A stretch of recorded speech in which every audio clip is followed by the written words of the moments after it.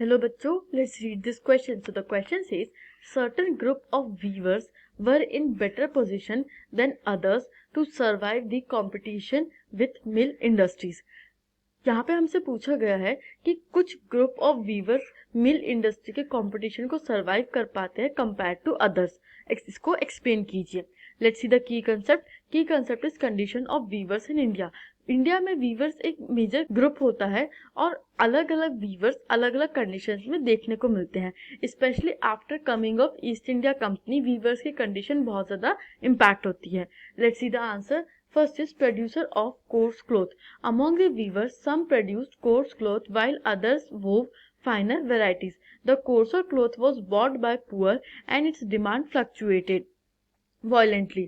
In times of poor harvest, famines and economic slump, when poor had little to eat and their cash income disappeared, they could not buy cloth. This would further negatively impact the weavers. अब क्या होता था, कुछ viewers थे जो कि course cloth मतलब कि एक बहुत मिनिमल क्वालिटी का क्लोथ, बहुत फाइन और अच्छी क्वालिटी का नहीं, एक मिनिमल क्वालिटी का क्लोथ बनाते थे. अब जो मिनिमल क्वालिटी का क्लोथ बनाते थे उनके मेजर कस्टमर्स कौन थे? पुअर थे, क्योंकि खराब क्वालिटी का या लो क्वालिटी के कपड़े यूजुअली कौन पहनते हैं? वो पुअर्स पहनते हैं. और इसकी जो डिमांड थी वो फ्लक्चुएट होती रहती थी, वो कभी बढ़ जाती थी कभी घट जाती थी और बहुत ज़्यादा वायलेंटली इम्पैक्ट होती थी.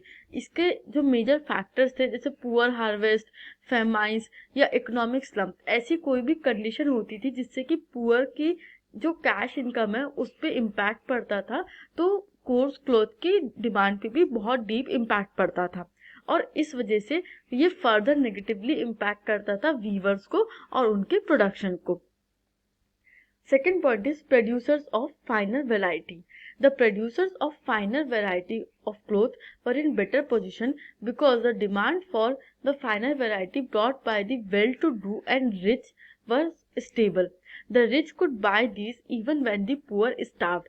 Famines did not affect the sale of Banarsi and Baluchari saris. Moreover, mills could not imitate specialized weavers. Sari with woven borders and the famous lungis and handkerchiefs of Madras could not be easily displaced by the meal production. अब दो चीज़ें होती हैं यहाँ पे. पहले तो कि कस्टमर कौन है आपके और उस प्रोडक्ट की रिप्लेसिबिलिटी कितनी है. देखिए, सबसे पहली चीज़ हम क्या देखते हैं कि आपके कस्टमर्स कौन है. जो बायर है उसकी डिमांड पे इम्पैक्ट करता है कि प्रोड्यूसर किस तरीके से प्रोड्यूस करेगा. और सेकंड की रिप्लेसिबिलिटी कितनी है, उसको कितनी जल्दी रिप्लेस किया जा सकता है. तो यहाँ पे जब हम फाइनर वेराइटीज़ की बात करते हैं तो फाइनर वेराइटी मतलब अच्छी क्वालिटी का कपड़ा जो ऑब्वियसली महंगा रहता है, वो कौन खरीदेगा?